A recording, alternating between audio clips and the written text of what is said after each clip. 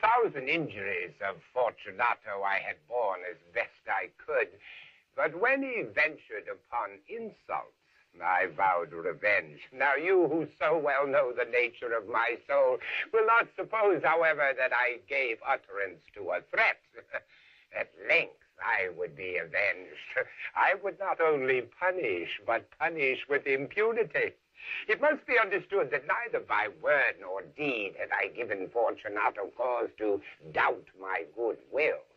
I continued to smile in his face, but he did not perceive that my smile now was at the thought of his immolation. He had a weak point, this Fortunato. Although in other regards he was a man to be respected and even feared, he prided himself in his connoisseurship of wine. I was skillful in the Italian vintages myself and bought largely whenever I could.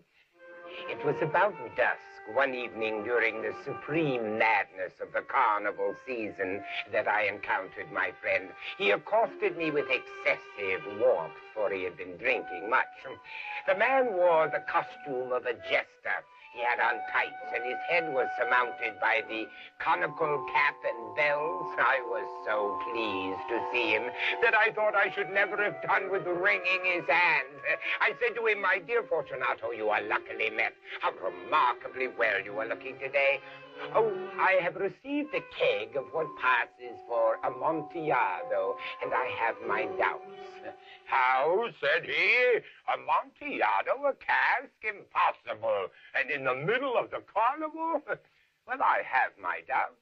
And I was silly enough to pay the full Amontillado price without consulting you in the matter. You were not to be found, and I was fearful of losing a bargain." "Amontillado! Amontillado!"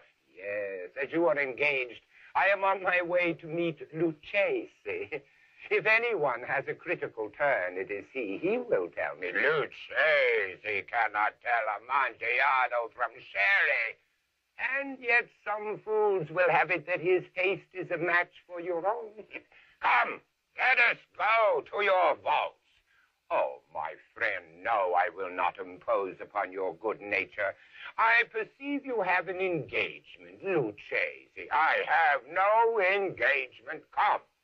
"My friend, no, it is not the engagement, but the severe cold with which I perceive you are afflicted.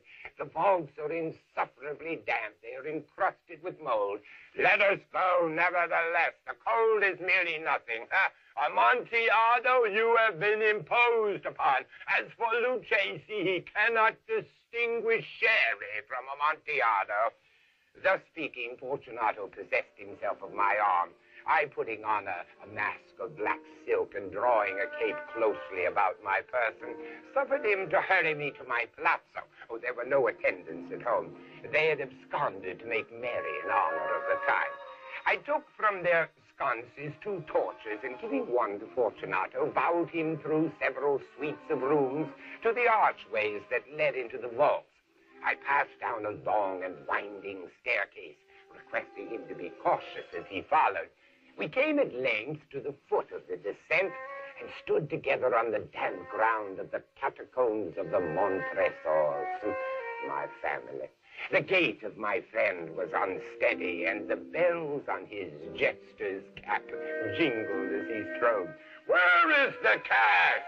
"It is farther on, but observe the white web work which gleams from these cavern walls." "Mold?" Mold, yes. How long have you had that cough?" My poor friend found it impossible to reply for many minutes. "It is nothing. Come, we will go back. Your health is precious. You are rich, respected, admired, beloved. You are a man to be missed. For me, it is no matter. We will go back. You will be ill, and I cannot be responsible. Besides, there is Lucchesi." Enough. The cough is a mere nothing. It will not kill me. I shall not die of a cough." True. And indeed, I had no intention of alarming you unnecessarily, but you should use all proper caution. A draught of this Medoc will defend us against the dance. Here I knocked off the neck of a bottle which I drew from a long row of its fellows that lay upon the mold. "Drink," I said, presenting him the wine. He raised it to his lips with a sneer. He paused and nodded to me familiarly while his bells jingled. "I drink to the buried that repose around us, and I to your long life." Here, he again took my arm, and we proceeded. The wine sparkled in his eyes, and the bells jingled. My own fancy grew warm with the maid-off. We had passed through walls of piled bones with casks and puncheons intermingling into the inmost recesses of the catacombs. I paused again, and this time made bold to seize Fortunato by an arm. The mold, you see, it increases. It hangs like moss upon the vaults. We are below the river's bed. The drops of moisture trickle among the bones. Come, we will go back ere it is too late. Your cough, it is nothing. Let us go on. Let us proceed to the Amontillado. Be it so. He leaned heavily upon my arm. We continued our route in search of the Amontillado. We passed through a range of low arches, descended, passed on, and descending again, arrived at a deep crypt in which the foulness of the air caused our torches to glow rather than flame. At the most remote end of the crypt, there appeared another room, less spacious. Its walls had been lined with human remains, piled to the vault overhead in the fashion of the great catacombs of Paris. Three sides of this interior crypt were still ornamented in this manner. From the fourth, the bones had been thrown down and lay in a mound upon the earth. Within the wall, thus exposed by the displacing of the bones, we perceived a still interior recess in depth about 4 feet, in width 3, in height 6 or 7, cut into the solid granite. Proceed. Herein is the Amontillado. As for Lucchesi, he is an ignoramus. He stepped unsteadily forward while I followed immediately at his heels. In an instant, he had reached the extremity of the niche, and finding his progress arrested by the rock, stood stupidly bewildered. In the surface of the granite, there happened to be 2 iron staples. From one depended a short chain, from the other a padlock. It was but the work of a few seconds to throw the links about his waist and secure him. He was too much astounded to resist. Withdrawing the key, I stepped back from the recess. Pass your hand over the wall, Fortunato. You cannot help but feel the mold. Indeed, it is very damp. Once more, let me implore you to return. No? Then I must positively leave you. But I must first render you all the little attentions in my power. The Amontillado. True, the Amontillado. As I said these words, I busied myself among the pile of bones of which I have spoken. Throwing them aside, I soon uncovered a quantity of building stone and mortar. With these materials and with the aid of a trowel, I began vigorously to wall up the entrance of the niche. I scarcely laid the first tier of the masonry when I discovered that the intoxication of Fortunato had in a great measure worn off. The earliest indication I had of this was a low moaning cry from the depth of the recess. It was not the cry of a drunken man. Then there was a long and obstinate silence. I laid the second tier and the third and the fourth, and then I heard the furious vibrations of the chain.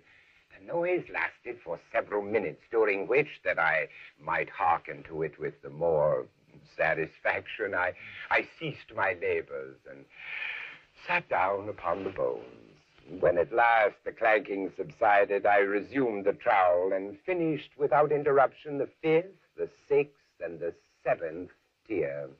The wall was now nearly upon a level with my breast. I again paused, and holding the torch over the masonwork, threw a few feeble rays upon the figure within. A succession of loud and shrill screams bursting suddenly from the throat of the chain form seemed to thrust me violently back. For a brief moment I hesitated. I trembled. Then I placed my hand upon the solid fabric of the catacombs and felt satisfied. I reapproached the wall. I replied to the yells of him who clamored. I re-echoed. I aided. I surpassed them in volume and in strength. I did this. And the clamorer grew still. It was now midnight, and my task was drawing to a close. I had completed the 8th, the 9th, and the 10th tier. I had finished a portion of the last, the 11th. There remained but a single stone to be fitted and plastered in. I struggled with its weight. I placed it partially in its destined position.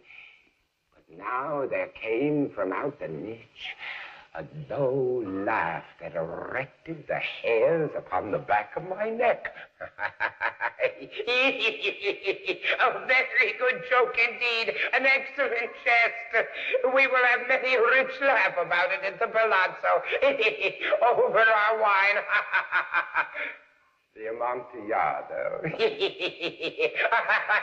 the Amontillado. But is it not getting late? Will they not be waiting for us at the palazzo? The Lady Fortunato and the rest? Let us be gone. Yes, let us be gone. For the love of God, Montresor! Yes, for the love of God, Fortunato. But to these words I hearkened in vain for a reply. I grew impatient. I called aloud, Fortunato? Fortunato? No answer still. I thrust a torch through the remaining aperture and let it fall within. There came forth in return only a jingling of the bells. My heart grew sick on account of the dampness of the catacombs. I hastened to make an end of my labor. I forced the last stone into its position. I plastered it up. Against the new masonry, I erected the old rampart of bones. For the half of a century, no mortal has disturbed them. In pace requiescat.